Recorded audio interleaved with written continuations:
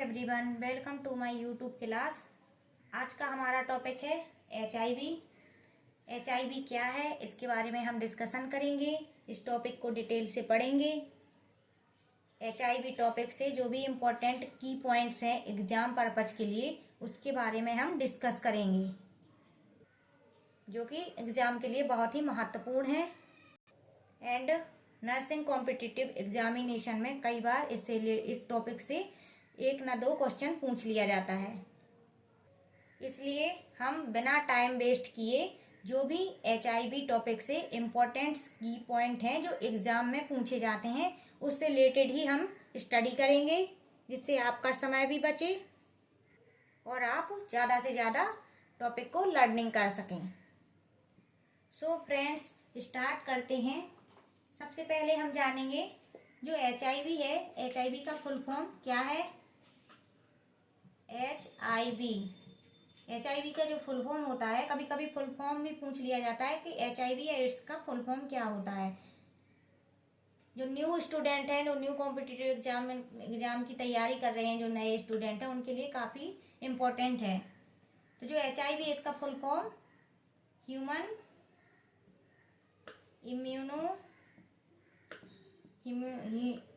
Immuno deficiency virus, इसका full form है। Sorry, pen को चेंज कर लेते हैं। जो HIV का फुल फॉर्म है वो क्या है, मैं फिर से दोबारा यहाँ लिख देती हूँ। ह्यूमन इम्यूनो डेफिशिएंसी वायरस, इसका फुल फॉर्म है। एक वायरस होता है, HIV एक वायरस है जो कि कॉज करता है एड्स को। अब हम जब पढ़ेंगे एड्स का फुल फॉर्म। एड्स का फुल फॉर्म क्या है, सॉरी, AIDS, एड्स। एड्स का जो फुल फॉर्म है acquired immunodeficiency syndrome. AIDS का फुल फॉर्म क्या है, एक्वायर्ड इम्यूनो डेफिशिएंसी सिंड्रोम। ये वो डिसीज है, ये वो सिंड्रोम है जो कि HIV कॉज करता है। तो हमने पढ़ा HIV का फुल फॉर्म एंड एड्स का फुल फॉर्म। अब पढ़ेंगे हम इसकी डेफिनेशन HIV की। ये जो एड्स की डेफिनेशन क्या बनेगी, तो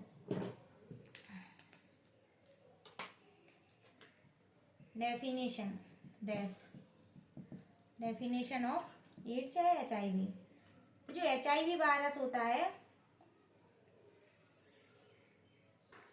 वो कॉज करता है एड्स को। एड्स एक सिंड्रोम है, एक डिसीज है, जिसे कॉज कौन करता है, HIV वायरस करता है। और ये क्या करता है, जो ह्यूमन की जो एबिलिटी होती है बॉडी की फाइट टू इन्फेक्शन से फाइट करने की जो एबिलिटी होती है, ये वायरस उस एबिलिटी को डिक्रीज कर देता है या डिस्ट्रॉय कर देता है। सो इसकी जो डेफिनेशन है बहुत सिंपल है। HIV एक वायरस है जो कॉज करता है एड्स को। कॉज करेगा एड्स, एक सिंड्रोम, एक डिसीज या एक बीमारी है। एंड इंटरफेयर करता है, interferes with the body ability to fight infection. क्या करेगा, इसकी जो डेफिनेशन है क्या है एड्स की, जो HIV वायरस है कॉज करता है एड्स को एंड इंटरफेयर करता है बॉडी की जो एबिलिटी होती है इन्फेक्शन से फाइट करने की, उसमें इंटरफेयर करेगा, इसको डिक्रीज या डिस्ट्रॉय करेगा, जिससे कि जो ह्यूमन बॉडी या जो ह्यूमन होता है या जो बॉडी होती है वो मोर ससेप्टिबल हो जाती है इन्फेक्शन के लिए। क्यों, क्योंकि बॉडी की जो क्षमता होती है इन्फेक्शन से लड़ने की, उसी को ही डिस्ट्रॉय कर देगा HIV वायरस। तो ऑब्वियसली सिंपल सी एक सोचने वाली बात है कि बॉडी की एबिलिटी ही लॉस हो जाएगी इन्फेक्शन से फाइट करने की, तो वो जो पर्सन होगा वो जल्दी बीमार होगा, जल्दी इन्फेक्शन को ससेप्टिबल होगा। अब पढ़ेंगे इसका कॉज या ट्रांसमिशन। जो HIV वायरस है इसका ट्रांसमिशन कैसे होता है, कैसे ये स्प्रेड होता है, कैसे इसका ट्रांसमिशन होता है। तो जो वायरस है can be transmitted through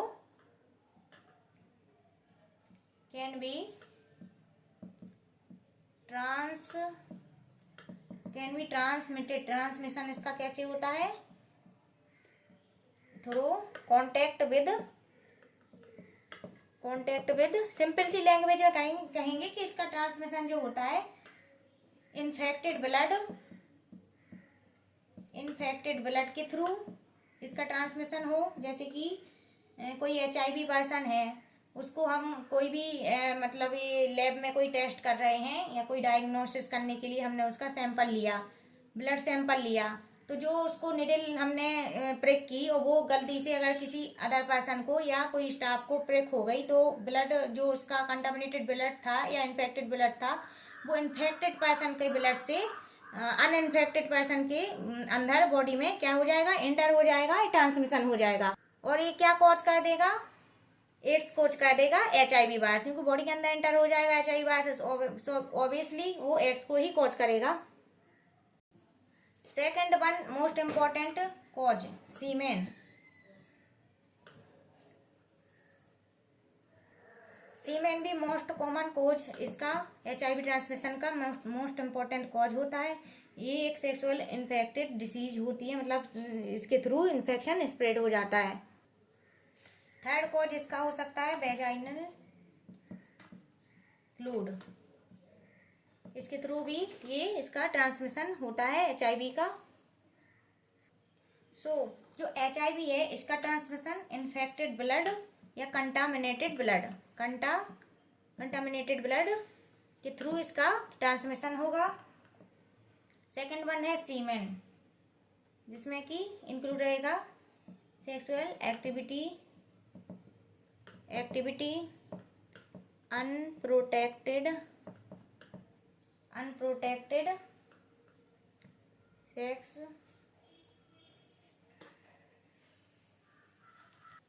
and कुछ बॉडी फ्लूइड्स, जैसे कि वेजाइनल फ्लूइड्स हो गया, सिक्रीशन हो गया, जिससे कि इसका ट्रांसमिशन होता है। सलाइवा भी हो सकता है, सलाइवा यहाँ पे सलाइवा के थ्रू भी ये ट्रांसमिशन इसका पॉसिबिलिटी है। और इन दिस कंडीशन ड्यूरिंग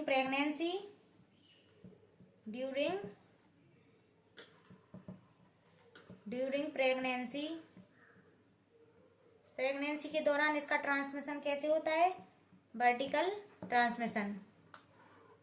ट्रांसमिशन के थ्रू इसका ट्रांसमिशन होता है मदर टू फीटस। अगर किसी प्रेग्नेंट वुमन के अंदर HIV वायरस पहले से प्रेजेंट है, तो वो वर्टिकल ट्रांसमिशन के थ्रू मदर से फीटस के अंदर भी पहुंचेगा, और मदर से फीटस के अंदर भी HIV कॉज हो सकता है। लेकिन ड्यूरिंग प्रेगनेंसी इसे कंट्रोल करने के लिए एक थेरेपी चलती है, एक ट्रीटमेंट थेरेपी चलती है, एंटी रिट्रोवायरल थेरेपी, जिससे कि हम प्रिवेंट करते हैं HIV के ट्रांसमिशन को mother to foetus. So friend, जो HIV है ये हमारी बॉडी की इम्यूनिटी को वीक करता है, इम्यूनिटी वीक, जिससे कि हमारी जो बॉडी है वो इन्फेक्शन के लिए ससेप्टिबल हो जाती है, इन्फेक्शन होने की पॉसिबिलिटी बढ़ जाती है, इन्फेक्शन होने की जो पॉसिबिलिटी होती है वो इंक्रीज हो जाती है। क्यों? क्योंकि ये क्या करेगा, हमारी इम्यूनिटी को वीक कर देता है HIV वायरस। इसमें क्या होता है कि जो CD4 sales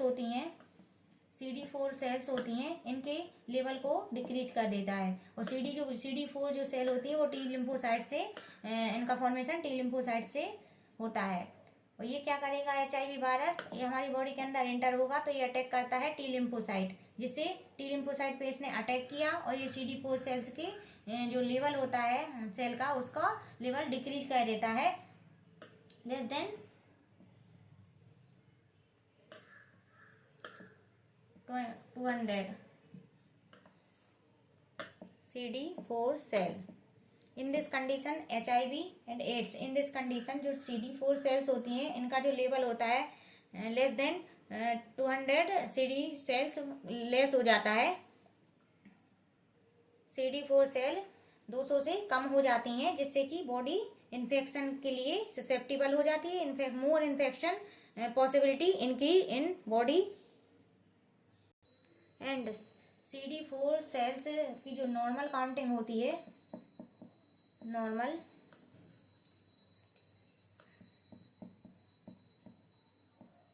cell, normal CD4 cell, sorry CD4 cell क्या होती हैं, 400 to 12 CBM, 400 से 1200 CBM नॉर्मल CD4 सेल्स होती हैं। लेकिन इन दिस कंडीशन HIV में इनका लेवल डिक्रीज हो जाता है, कम हो जाता है ड्यू टू HIV इन्फेक्शन। ये कॉज कर देता है, अटैक करेगा T लिम्फोसाइट पर, जिससे कि CD4 सेल डिक्रीज हो जाएंगी। एंड जो CD4 सेल्स होती हैं इनका काम क्या होता है, जो CD4 सेल्स होती हैं इनका काम होता है इम्यूनिटी को बूस्ट करना, इम्यूनिटी को बूस्ट करना है, इम्यूनिटी को बनाना, सिंथेसिस करना, इम्यूनिटी बूस्ट का काम करती हैं और हमारी बॉडी में इन्फेक्शन से फाइट करने के लिए हेल्पफुल होती हैं इन्फेक्शन से फाइट करने के लिए हेल्पफुल होती हैं CD4 सेल्स। लेकिन इन दिस कंडीशन HIV इसमें CD4 सेल्स डिक्रीज होंगी, जिससे हमारी बॉडी में जो एबिलिटी रहेगी इन्फेक्शन से फाइट करने की वो भी डिक्रीज हो जाएगी, और डिक्रीज एबिलिटी होने के कारण बॉडी में इन्फेक्शन जल्दी कॉज होगा। HIV इसके जो इम्पोर्टेंट की पॉइंट्स हैं वो मैं यहाँ पे डिस्कस कर लेती हूँ, जिससे आपको जल्दी से जल्दी लर्निंग हो। तो जो HIV होता है क्या होता है, रिट्रोवायरस है। क्या है, HIV एक रिट्रोवायरस है। ये क्या करता है, CD4 सेल्स की काउंटिंग को डिक्रीज कर देता है, डिक्रीज CD4 सेल्स काउंटिंग। यहाँ से आपको इम्पोर्टेंट पॉइंट्स हैं जो आपको याद कर लेना, ये इम्पोर्टेंट कुछ एग्जामों में पूछे जाते हैं। HIV का जो फर्स्ट केस आया था इन इंडिया में, फर्स्ट केस इन इंडिया, तो वो कहाँ पे आया था, इसका जो फर्स्ट केस आया था चेन्नई में आया था 1986 में। कहाँ पे, चेन्नई में फर्स्ट केस इसका HIV का चेन्नई में 1986 में आया। एंड HIV का इम्पोर्टेंट की पॉइंट ये है, इसका जो सिंबल होता है, सिंबल ऑफ HIV वो कौन सा होता है, red ribbon. Red ribbon is a symbol of HIV। Red ribbon is a symbol of HIV। इसका जो सिंबल होता है उसका कुछ इस तरह से लोगो रहता है इसका HIV का। तो ये एग्जाम में कभी कभी इमेज बेस्ड क्वेश्चन भी पूछ लिए जाते हैं, कुछ इस तरह सा कुछ इमेज आए और उसमें पूछा जाए कि ये सिंबल किसका है, तो आपको यदि पता होगा तो आप इस पे टिक कर सकते हैं कि HIV का रेड रिबन का सिंबल है।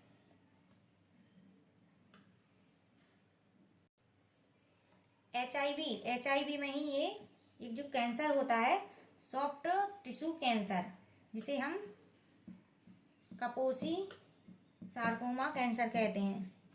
कापोसी सार्कोमा कैंसर बहुत इंपॉर्टेंट है, ये एग्जाम में पूछा ही जाता है। इस पे 2 स्टार लगा दिए मैंने, इसको याद कर लेना। कापोसी सार्कोमा जो कैंसर होता है वो किस में पाया जाता है, HIV में पाया जाता है। HIV में पाया जाने वाला कैंसर कौन सा है, कापोसी सार्कोमा है। ये क्या होता है, ये होता है एक सॉफ्ट टिश्यू कैंसर होता है, जो कि HIV वाले पेशेंट के अंदर देखने को मिलता है। एंड HIV का ट्रांसमिशन मैंने आपको अभी बता ही दिया है कि इसका जो ट्रांसमिशन होता है, कंटामिनेटेड ब्लड हो गया, कंटामिनेटेड ब्लड या infected blood, contaminated blood, vaginal fluid, contaminated blood, vaginal fluid, unprotected sexual activity,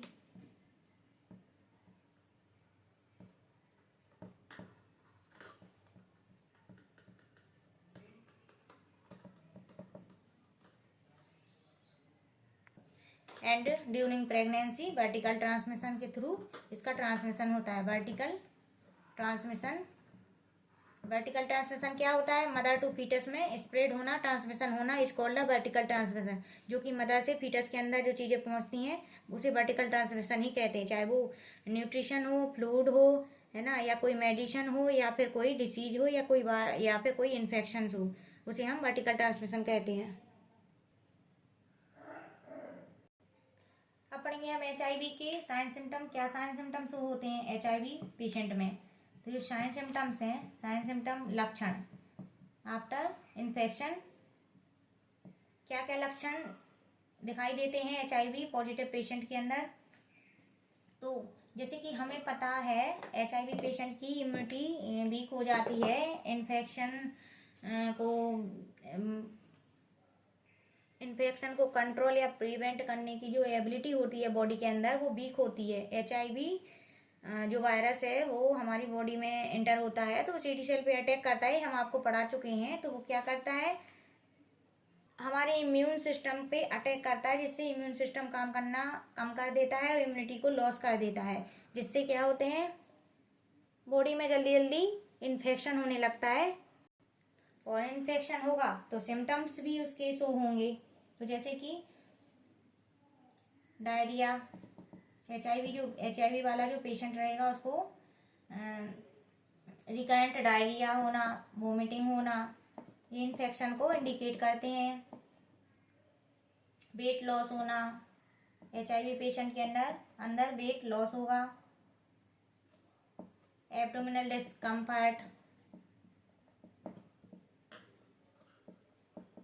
discomfort होना, लॉस ऑफ एपेटाइट होना, हेडेक, फीवर आना। जैसे कि इन्फेक्शन होता है तो सबसे फर्स्ट साइन जो आता है वो फीवर ही होता है। रेस्पिरेटरी इन्फेक्शन होना, रिकरेंट रेस्पिरेटरी इन्फेक्शन।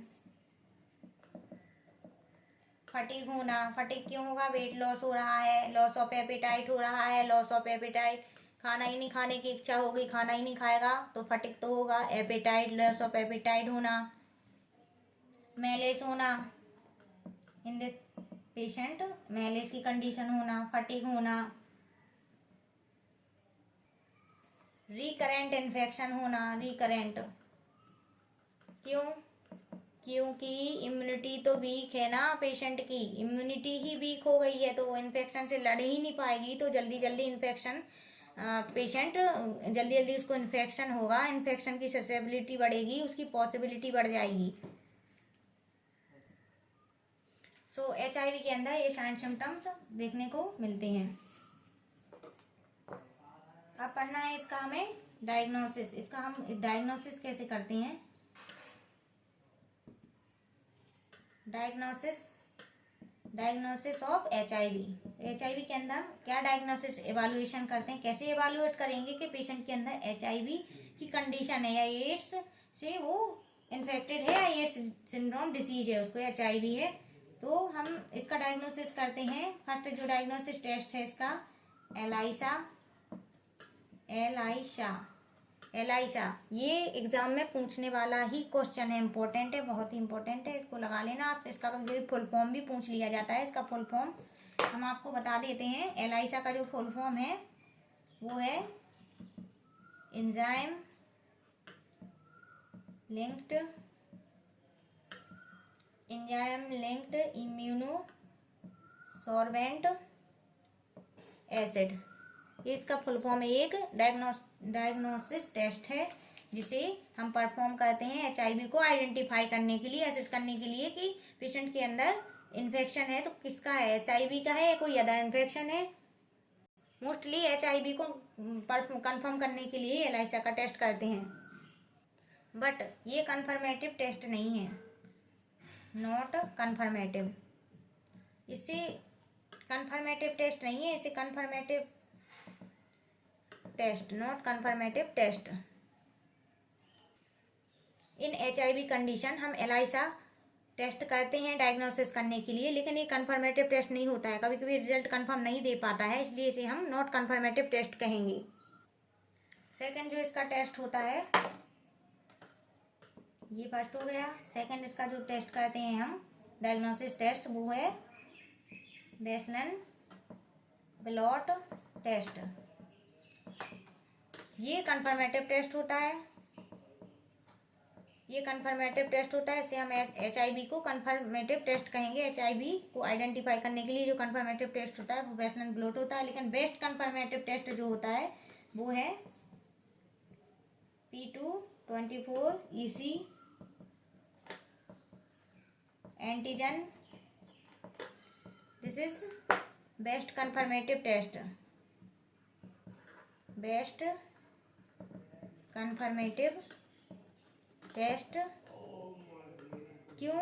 क्योंकि इसके अंदर एंटीजन, इसके अंदर ये क्या करता है, एंटीजन को शो करता है, जिसे हम कंफर्म कर लेते हैं कि हाँ पेशेंट के अंदर HIV कंडीशन है। HIV के अंदर हमने इसके साइन सिम्टम पढ़े हैं कि पेशेंट को क्या रहेगा, रिकरेंट इन्फेक्शन होगा, डायरिया, वोमिटिंग, ये साइन सिम्टम इसको शो होंगे, वेट लॉस होगा, एब्डोमिनल डिस्कम्फर्ट हो सकता है, हेडेक, फीवर तो आना ही है क्योंकि इन्फेक्शन में फर्स्ट साइन फीवर ही होता है। रेस्पिरेटरी इन्फेक्शन भी कोच कर सकता है। फटीग, इसमें क्या होता है जो वाइटल्स ऑर्गन होते हैं वो भी बहुत ज़्यादा मतलब वो होने लगते हैं, इफेक्ट होने लगते हैं सब वाइटल ऑर्गन्स, क्योंकि इम्यूनिटी वीक हो रही है ना इसके अंदर। और ये क्या होता है जो HIV वायरस बॉडी के अंदर पहुंच के अपनी कॉलोनी बना लेता है ना। इसका मल्टीप्लिकेशन बहुत जल्दी होता है इसका। इसकी पैथोफिजियोलॉजी भी हम अभी आपको बता देंगे कि कैसे बॉडी के अंदर इंटर होता है और कैसे ये कॉज करता है इन्फेक्शन को, कैसे इसका मल्टीप्लिकेशन होता है बॉडी के अंदर। एंड डायग्नोसिस में हम इसका टेस्ट करते हैं एलाइसा। ये एलाइसा जो टेस्ट है इसका कभी कभी एग्जाम में पूछा जाता है, कई एग्जाम में इसका तो पूछ लेते हैं, इसलिए इस पे हमने 2 स्टार लगाए हैं। इंपॉर्टेंट है, इसको याद कर लेना। इसका फुल फॉर्म भी एग्जाम में पूछ लिया जाता है, इसका फुल फॉर्म क्या होता है, तो आपको पता होना चाहिए कि इसका full form enzyme linked immunosorbent acid होता है, बट ये नॉट कंफर्मेटिव टेस्ट होता है। सेकंड वन इसका जो टेस्ट है वो वेस्लन ब्लॉट टेस्ट है, ये कंफर्मेटिव टेस्ट होता है।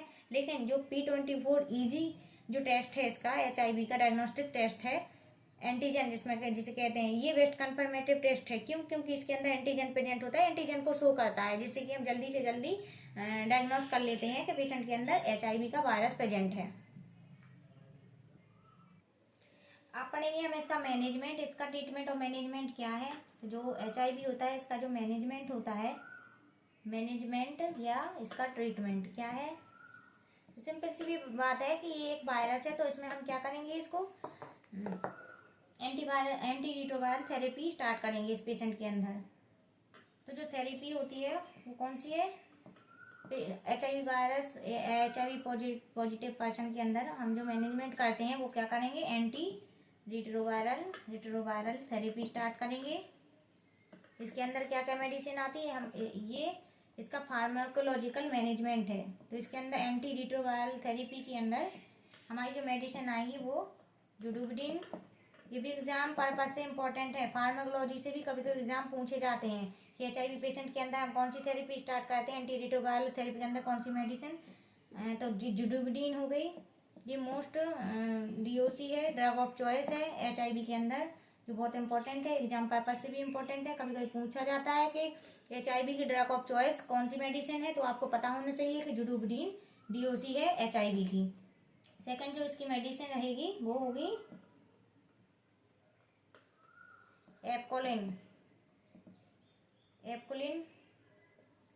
एंड थर्ड जो मेडिसिन रहेगी वो होगी टेमोफेन।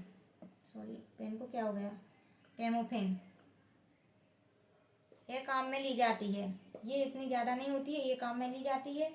तो प्रेगनेंसी के अंदर हम क्या मैनेजमेंट करेंगे HIV का, इन